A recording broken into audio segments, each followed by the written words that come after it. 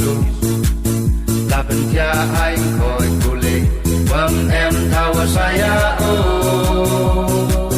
kat wan was nyawar ai kat ya kon ublai nei bên ta yong nga yong pi apa cheni haberdi ikdam didai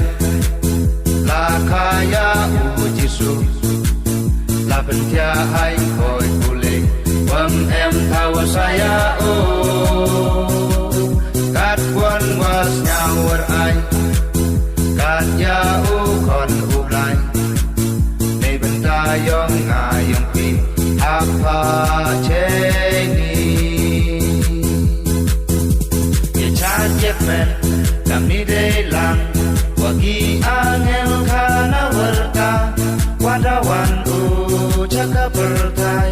bukit ye pak yong yong nga warom iwak leido yanom ya ublai umum warom iwak leido yanom ya ublai umum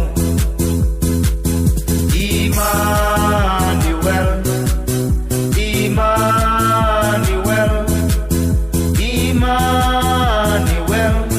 ublai chiro bo